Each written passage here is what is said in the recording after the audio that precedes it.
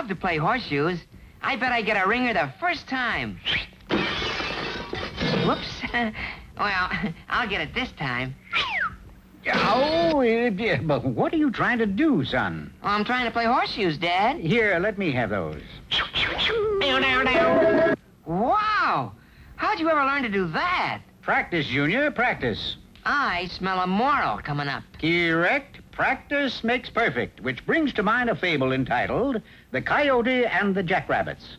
Most rabbits are so poor that they're forced to live in a hole in the ground. But Hasty J. Rabbit is not most rabbits. Wallace? You called, sir? Yes. Did you take that truckload of money into the bank? I did, sir. Good. Now, bring a bottle of my finest carrot juice, vintage 69. I'm afraid there's no time for that, sir. You'll do at the track. In case you're wondering, Hasty J. Rabbit made his fortune at the races, not by betting, by running. 7 days a week, Hasty outran the dogs, but years of this killing pace began to take its toll. Oh, I've had it. I can't run another step. Without crossing the finish line, he was finished. Hasty, your racing days are over unless you go away for a nice long rest. It's either that or an operation. Come now, Doctor. Let's not be splitting hairs. So off they went, deciding that the peaceful quiet of the desert would be just the thing. Wallace, my carrot juice. Sorry, sir. They don't grow carrots in the desert. But they did grow coyotes, big, mean ones. I'm your next-door neighbor. Hasty considered this to be a rather strange way of greeting one's neighbor, and he became more convinced of this when, during his bath... Don't forget to wash behind the ears, neighbor. And even that night when he went to bed... Night, neighbor. This went on for 3 weeks until... The desert isn't agreeing with me, Wallace. It's that ruffian Coyote, sir. He's making a nervous wreck of you. Well, we might as well pack our things and go back east. Oh, let's not be hasty.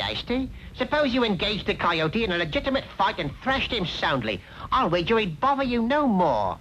This sounded logical, so Hasty instructed his faithful servant to deliver the challenge. 'Tis done, sir. He agrees to meet you in the ring 2 weeks from today. Is that all he said? No, he told me to give you something. Then give it to me. Very well, sir. Early the next morning, training got underway. I'm afraid this is all a waste of time. I'll never be able to beat that coyote. You will with practice, sir. Just leave it to me. Now, this is called road work. When I fire this pistol, you take a brisk 5-mile jaunt. Ready? Get set. Sorry about that, sir. This time, I'll use a water pistol to start you off. Oh, good idea. On your mark, get set. Hard water. All right, so road work is important. But be careful this time. Oh, no need to worry, sir. This time, I'll use my finger instead of a gun. Ready? No, but go ahead anyway. On your mark, get set. By this time, Hasty had progressed far enough to take on a sparring partner. All right, sir. Now get in there and... Don't point your finger. Sorry, sir. I merely wish to instruct you to pretend that your sparring partner is the Coyote. No, good idea. Hiya, neighbor. What do you mean, pretend? That was the coyote. My apologies, sir. He was the only partner I could get. Look, every time we try this road work bit, I get hurt. This time you do the running, and I'll fire the gun. Oh, you can't do that, sir. The gun isn't loaded. Really? You're right. It isn't loaded. Now... Their training program completed, the fateful day of the big fight arrived.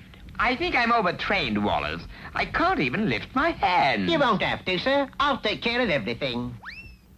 At the sound of the bell, the faithful servant grabbed a section of a nearby cactus, swung, Yow! and launched his master into the fray with such force that...